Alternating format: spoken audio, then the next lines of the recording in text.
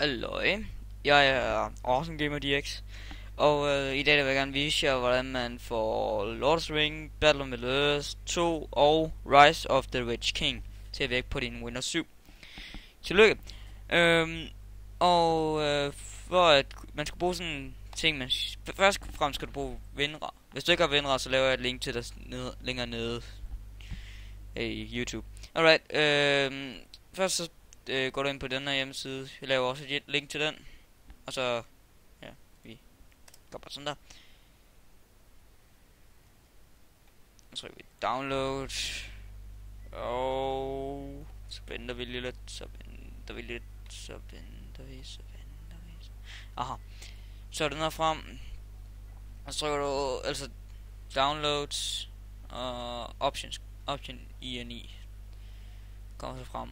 Ja, og så går du så ind på computer, lokal disk, og så trykker du så alt, fiktioner, mapindstillinger, vis. Før var den inde på vis ikke skjulte filer, mapper eller drev. Og putter du så ned på vis skjulte filer, mapper og drev. Vent, okay, og OK. Og så går du så ind under din bruger, dit navn og app data. Og så står der roaming, eller hvad fanden der står. Jeg aner ikke, hvad det er. Men den tager du altså. Og så finder du så My Battle of Middle-earth 2. Hvis den du gerne vil have det. Ja, det er så nødt til for at få det andet selvfølgelig i gang. Og så finder du den her frem.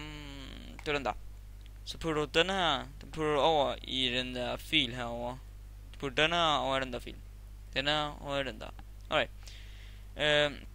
Altså for at få Rise of the Witch King, tager den her My Lord of the Ring, Rise of the Witch King.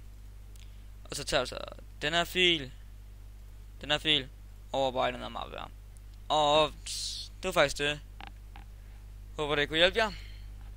Og tak fordi I ikke er så med. Og